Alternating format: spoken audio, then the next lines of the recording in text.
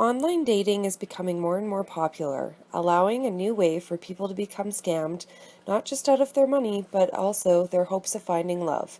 It could happen to anyone. First, the victim is introduced to the scammer through popular dating websites or social media such as Facebook, Match.com, eHarmony, or Zoosk. In an interview with W5 News, Dr. Kim Palawick described love bombing as the things that make you tick, the emotional passwords to your heart that the scammer uses to craft themselves into the ideal person for you. The relationship is intense, the scammer revealing feelings of immense love, escalating and drawing in the victim until something happens, usually an emergency from the scammer. Third parties are often used to make a believable story, such as fake doctors requesting money for unpaid bills. The money is needed in large sums, and the deadline is always vital. At this point, the victim is already emotionally attached to the scam artist, feeling that it's justified to send this person money. Let's take a look at this one woman's story and how she lost everything. This was like looking for a way out of turmoil, and I just latched on to the first person that showed interest in me. In late April, Claudia LeBlanc decided to set up a profile on a popular online dating site. 2 days later, she got a hit from someone posing as a local man.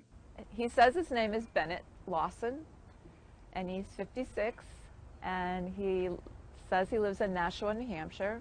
He told her he'd relocated to Nashua from Germany. But he said all the right things that I wanted to hear.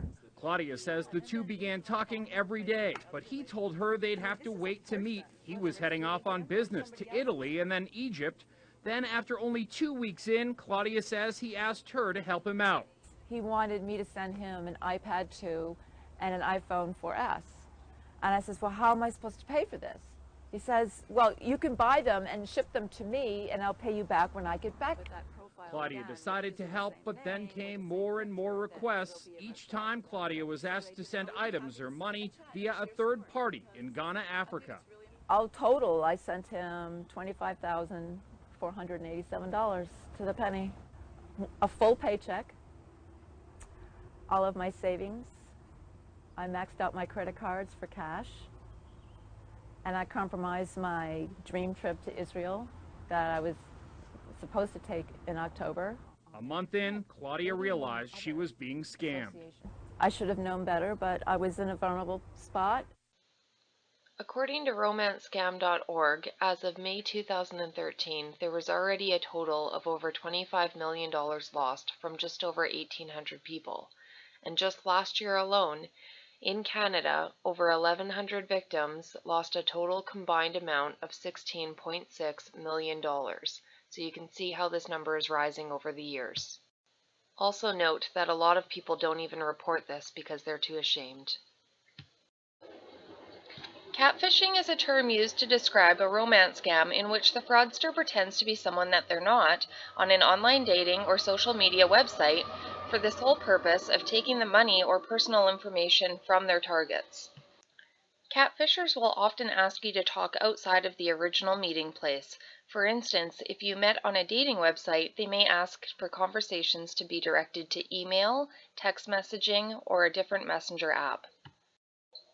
The catfisher claims that they are from your country, but are currently traveling, working, or living abroad. The catfisher often takes a photo straight from a stock image on Google.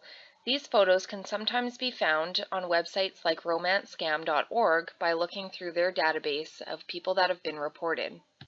Let's have a look at a real catfish example.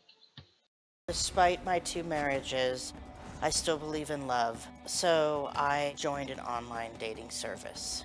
An attractive person came on there and said, "You look like you wouldn't hurt a fly." I said, "Wow, this guy's really handsome. I can't believe he's talking to me."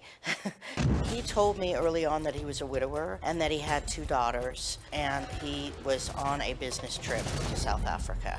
Some of the people who are victims are lonely, and that they're in denial about the fact that they're a catfish because they just like the companionship that they're getting from this person online, and revealing the truth would be absolutely devastating to them. I've given Chris money for several reasons. His credit card was stolen.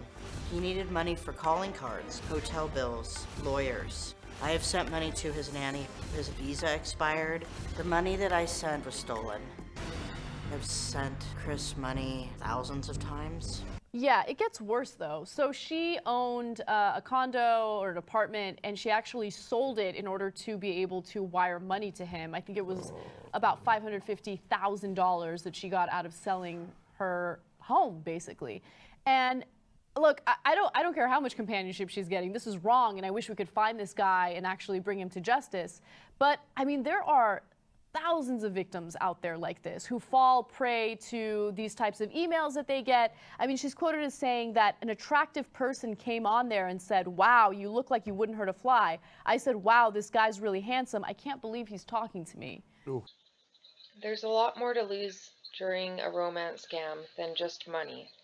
There can be a lot of psychological damage for the victim as well. Take a look at this next story to see just how. Saw him sitting in a chair with a bullet in his head. Peter Cercelli believes his father, Al, felt he had no way out, committing suicide in the living room of his Yonkers home after realizing a romance to riches fantasy he'd bought into was a scam. So these are all the wire transfers that you discovered? Correct.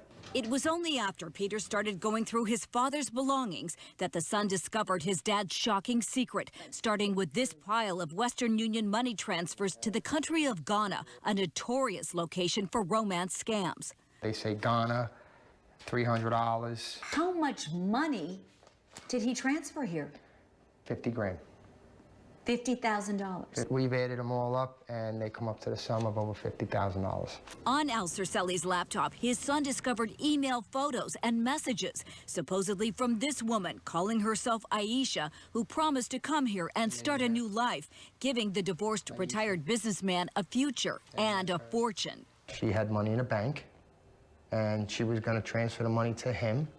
But first, she needed money transferred to her in Ghana via someone named Nuhu Suleiman for various expenses.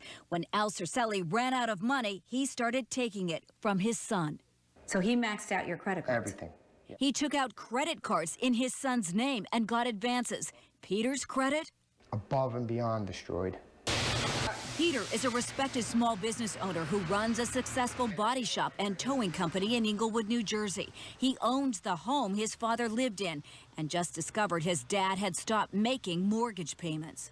This house is on foreclosure.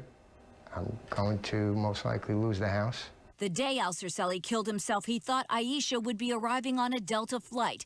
She never showed up. What he did because of something like this is just beyond my imagination of thought. And in one final bizarre twist, just yesterday, Peter found a message on his dad's laptop from Nuhu Suleiman saying Aisha, or Shonda, had killed herself, quote, blew her head off in Chicago. They can't be tracked.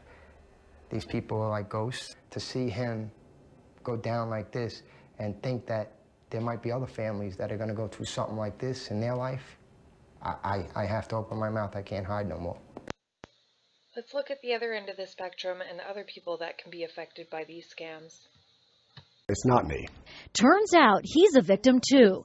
You see, he's an actor who started a page on MySpace hoping it would get him some work, not relationships. And he had no idea women like Rochelle were getting taken by scammers using his photos. There's been 3 sites in less than a year that I showed up on. Jeff thinks that scammers lifted his pics from MySpace and created a profile on Match.com to lure in innocent women. I feel bad for the women. They felt comfortable trusting this person online with that look. They fell for you. Yeah. Jeff even sent an email to the address listed in the fake profile, telling him to stop. He said, "You'll never stop me in your wildest dreams."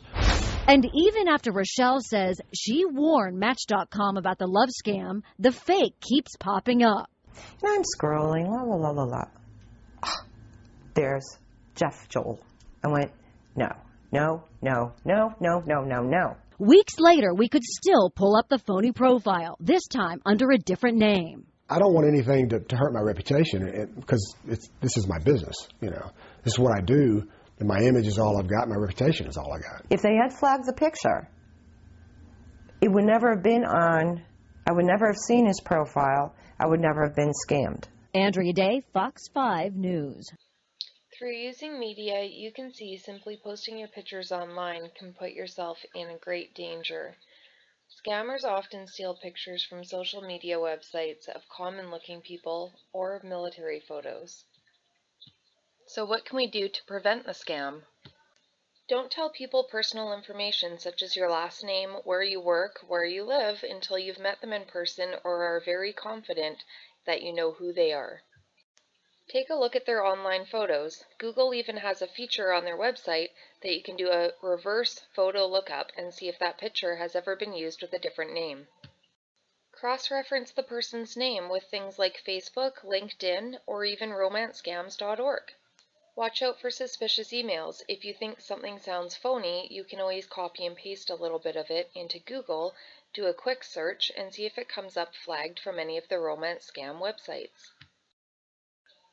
Turn off your location settings if you're using an app or social media that tracks where you are.